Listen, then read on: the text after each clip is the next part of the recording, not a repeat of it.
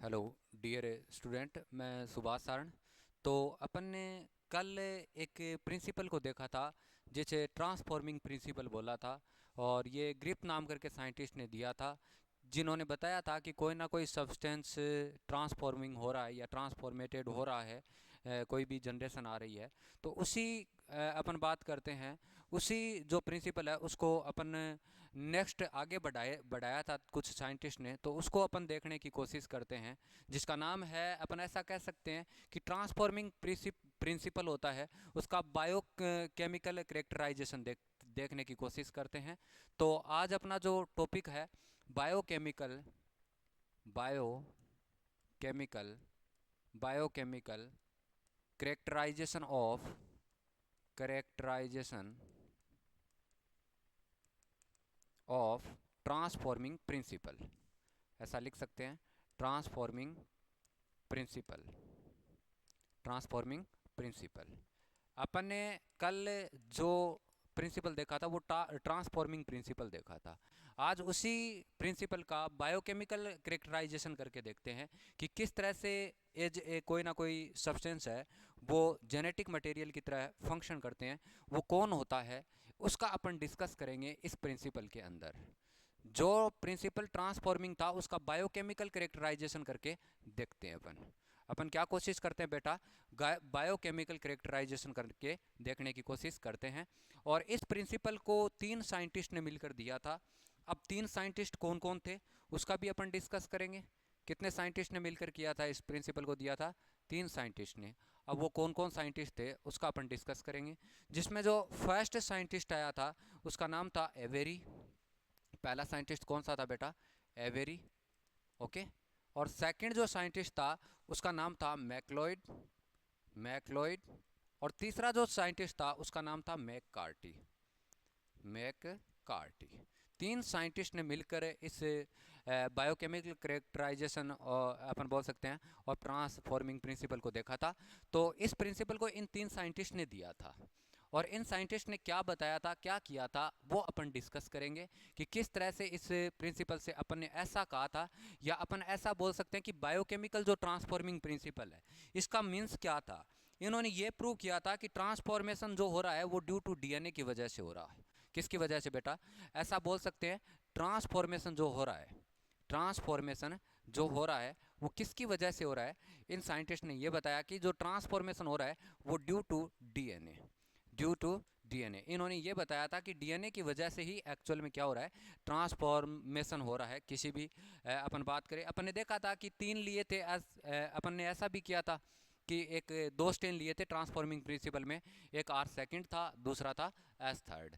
उसी से अपन ने देखा था कि जब लास्ट टाइम में अपन ने हीट किल्ड एस थर्ड और आर सेकंड को अपन ने किसी माइस में इंजेक्ट करवाया था, तो जो माइस था वो डेड हो चुका था। और फिर उस माइस की माइन्यूट स्टडी करके देखी तो उसमें एस थर्ड प्रेजेंट था। तो अपन ने देखा था कि कोई ना कोई ऐसा सब्सटेंस नेक्स्ट जनरेशन में आया है या कुछ आगे ट्रांसफॉर्मेशन हुआ है। वो क्या हो सकता है उसको ऐसा बोल सकते हैं। ग्रिप तो इसको ढंग से नहीं बता पाया था, लेकिन इसी एक्सपेरिमेंट को फिर किसने किया? 3 साइंटिस्ट ने किया, जिसका नाम था एवेरी, मैक्लॉयड और मैककार्टी। इन्होंने ये कहा कि जो ट्रांसफॉर्मेशन हो रहा है वो किसकी हो रही है? डीएनए की हो रही है। तो इन्होंने क्या किया, इस एक्सपेरिमेंट को करने के लिए इन्होंने क्या क्या किया, इन्होंने 3 टेस्ट ट्यूब ली। इन साइंटिस्ट ने क्या लिया बेटा, यहाँ देखते हैं। 3 टेस्ट ट्यूब लेते हैं। अपन क्या करते हैं बेटा, 3 टेस्ट ट्यूब लेते हैं। एक टेस्ट ट्यूब ये रहा और दूसरा टेस्ट ट्यूब यहाँ पर मैं लेने की कोशिश करता हूँ। सेकंड जो टेस्ट ट्यूब है उसको अपन देखते हैं। और सेकंड टेस्ट ट्यूब जैसे ही ली इसने, यहाँ पर ये सेकंड टेस्ट ट्यूब है बेटा, यहाँ पर अपन लेते हैं। ये जो टेस्ट ट्यूब ले रहा हूँ मैं, ये सेकंड टेस्ट ट्यूब है। इस तरह से इन्होंने सेकंड ली और इसके बाद में यहाँ पर मैं एक थर्ड और ले रहा हूँ। कितनी टेस्ट ट्यूब ली इन्होंने? थर्ड। ये 3 टेस्ट ट्यूब ली और इन टेस्ट ट्यूब में एस थर्ड का डीएनए, आरएनए और प्रोटीन निकाला। इन टेस्ट ट्यूब में इसने क्या किया बेटा, एस थर्ड का, कौन से का बेटा, एस थर्ड का लिया, एस थर्ड का। और यहाँ पर भी इस एस थर्ड का और यहाँ पर भी किसका बेटा, एस थर्ड का। इन तीनों टेस्ट ट्यूब में एस थर्ड के डीएनए डीएनए आरएनए और किसको निकाला, प्रोटीन को निकाला और इस टेस्ट ट्यूब में डाला। यहाँ पर भी डीएनए को, आरएनए को और किसको बेटा, प्रोटीन को, इनको निकाला और डाल दिया इसमें। इसमें भी ऐसा ही किया, डीएनए, आरएनए और यहाँ क्या लगाया, प्रोटीन्स, इनको डाला। और जैसे ही इनको डाला जाता है इस टेस्ट ट्यूब में, और इन साइंटिस्ट ने क्या किया, सबसे पहले इस फर्स्ट जो टेस्ट ट्यूब है इसके अंदर इन साइंटिस्ट ने क्या किया, एक एंजाइम डाला और उस एंजाइम का नाम है बेटा, उस एंजाइम को बोलते हैं आरएनएज। कौन सा एंजाइम डाला बेटा, इस टेस्ट ट्यूब में क्या डाला बेटा, कौन सा एंजाइम डाला, आरएनएज डाल दिया। और आरएनएज जैसे ही डालेंगे तो क्या होगा, इस टेस्ट ट्यूब में डीएनए, आरएनए और जो प्रोटीन्स है उसमें से आरएनए ब्रेक हो जाएगा। आरएनए क्या हो जाएगा बेटा, ब्रेक हो जाएगा। और आरएनए ब्रेक होने के बाद में इसको फिर क्या किया जाता है, इसको आर सेकंड में इंटर करवाया जाता है। किस में इंटर करवाया जाएगा, आर सेकंड में।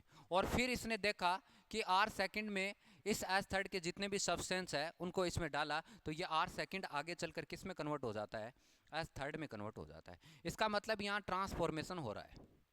यहाँ पर क्या हो रहा है बेटा, ट्रांसफॉर्मेशन हो रहा है। यहाँ पर क्या होगा, ट्रांसफॉर्मेशन। तो ऐसा बोल सकते हैं कि यहाँ पर आरएनए तो जेनेटिक मटेरियल नहीं है। अगर आरएनए जेनेटिक मटेरियल होता तो यहाँ पर आर सेकंड एस थर्ड में नहीं कन्वर्ट हो पाता। क्यों नहीं हो पाता, क्योंकि जेनेटिक मटेरियल आगे जाता है, एस थर्ड में जाने की कोशिश करता, और आरएनए अगर जेनेटिक मटेरियल होता तो यहाँ डिस्ट्रॉय हो चुका है, ब्रेक हो चुका है, तो आगे एस थर्ड में नहीं जा पाता। तो इससे यही प्रूफ होता है कि आरएनए तो जेनेटिक मटेरियल नहीं है। फिर दूसरा इन्होंने क्या किया, इस सेकंड टेस्ट ट्यूब है इसके अंदर इन्होंने प्रोटीएज डाल दिया। क्या डाल दिया बेटा, प्रोटीएज डाल दिया। और प्रोटीएज डालने के बाद में यहाँ पर क्या हुआ है, प्रोटीन ब्रेक हुआ है। क्या ब्रेक होगा बेटा, प्रोटीन ब्रेक होगा। और ये प्रोटीन ब्रेक होने की वजह से फिर इसको आर सेकंड में डाला गया, फिर इसको किस में डाला गया बेटा, आर सेकंड में, फिर भी वो किस में कन्वर्ट हो गया, एस थर्ड में। इसका मतलब अपन कह सकते हैं यहाँ पर भी क्या हो रहा है बेटा, ट्रांसफॉर्मेशन हो रहा है। क्या हो रहा है बेटा, ट्रांसफॉर्मेशन हो रहा है। ठीक है, यहाँ पर भी ट्रांसफॉर्मेशन होगा। इसका मतलब ये भी प्रूव हो रहा है कि प्रोटीन ही जेनेटिक मटेरियल नहीं है। इन साइंटिस्ट का यही मानना था कि एक्चुअल में जो जेनेटिक मटेरियल है वो प्रोटीन ही है, लेकिन इनका बाद में दिमाग चेंज हो गया था और इन्होंने यह प्रूव कर दिया था इस एक्सपेरिमेंट को करने के बाद में कि एक्चुअल में जेनेटिक मटेरियल कौन होता है, डीएनए होता है। अभी दो में इन्होंने प्रूव कर लिया, अब तीसरी बात करते हैं। जैसे ही तीसरी बात करें अपन, इसमें कौन सा एंजाइम डालते हैं, इसमें जो एंजाइम डालते हैं बेटा वो डीएनएज डालते हैं। और डीएनएज डालने की वजह से डीएनए यहाँ क्या हो जाएगा, ब्रेक हो जाएगा। और डीएनए ब्रेक होगा तो इस सब्सटेंस को किस में डालेंगे, आर सेकंड में डालेंगे। और आर सेकंड से आर सेकंड जब एस थर्ड में कन्वर्ट होगा या नहीं होगा ये अपने को डिस्कस करना है। अभी यहाँ पर आर सेकंड एस थर्ड में कन्वर्ट नहीं होता और आर सेकंड किस में रह जाता है, आर सेकंड में ही रह जाता है। किस में रह जाता है, क्योंकि यहाँ जेनेटिक मटेरियल डीएनए था जिसको अपन ने क्या कर दिया है, ब्रेक कर दिया है। और जेनेटिक मटेरियल डीएनए होने की वजह से ये आगे ट्रांसफॉर्मेशन इसके अंदर नहीं हो पाया। तो ऐसा लिख सकते हैं यहाँ पर नो ट्रांसफॉर्मेशन, नो ट्रांसफॉर्मेशन। और अगर इसमें ट्रांसफॉर्मेशन नहीं हो रहा है इसका मतलब जेनेटिक मटेरियल कौन है बेटा, डीएनए ही है। तो इससे यही प्रूव हुआ था कि एक्चुअल में जेनेटिक मटेरियल क्या है बेटा, डीएनए होता है। फिर भी इस एक्सपेरिमेंट को अपन बोल सकते हैं कि डिस्कार्ड कर दिया गया था, क्योंकि ये आगे जनरेशन पे काम नहीं कर रहा। ये ऐसा माना जाता है कि कोई सब्सटेंस की वजह से या डीएनए की वजह से वो कोई आगे नेक्स्ट पार्ट में चला जाता है, लेकिन किसी जनरेशन के अंदर इस एक्सपेरिमेंट को प्रूव नहीं कर पाई ये साइंटिस्ट, जिसकी वजह से इसको डिस्कार्ड कर दिया गया था। लेकिन इन्होंने यह बताया था कि जेनेटिक जो मटेरियल होता है वो कौन होता है बेटा, जेनेटिक मटेरियल हमेशा डीएनए होगा। ये बात इन्होंने प्रूव करने की कोशिश की थी और प्रूव भी की थी। तो आपने देखा होगा इसने एस थर्ड के अंदर से डीएनए, आरएनए और प्रोटीन को निकाला और 3 अलग अलग टेस्ट ट्यूब में रखा। रखने के बाद में सबसे पहले इन्होंने देखा कि आरएनए को डिस्ट्रॉय किया, आरएनए को डिस्कार्ड किया, आरएनए को ब्रेक किया। आरएनए को ब्रेक करने के बाद में इसको आर सेकंड में डाला और आर सेकंड किस में कन्वर्ट हो गया, एस थर्ड में हो गया। इसका मतलब यहाँ पर क्या हो रहा है बेटा, ट्रांसफॉर्मेशन हो रहा है। उसी तरह से इन्होंने प्रोटीन को भी डिस्ट्रॉय करके देखा, प्रोटीन को भी ब्रेक करके देखा और फिर भी देखा तो वो किस में कन्वर्ट हो गया था, एस थर्ड में कन्वर्ट हो गया था। उसके बाद में इसने अपन बोल सकते हैं तीसरी ट्यूब थी उसके अंदर इन्होंने डीएनए को ब्रेक किया और डीएनए को ब्रेक करने के बाद में इसको आर सेकंड में डाला तो आर सेकंड किस में कन्वर्ट नहीं हो पाया, एस थर्ड में कन्वर्ट नहीं हो पाया। तो इसलिए अपन कह सकते हैं कि एक्चुअल में डीएनए यहाँ ब्रेक होने की वजह से डीएनए आगे नहीं जा पाया और जिसकी वजह से आर सेकंड में ही रह गया, एस थर्ड में कन्वर्ट नहीं हो पाया। तो ये बायोकेमिकल कैरेक्टराइजेशन क्वेश्चन है जो ट्रांसफॉर्मिंग प्रिंसिपल का है।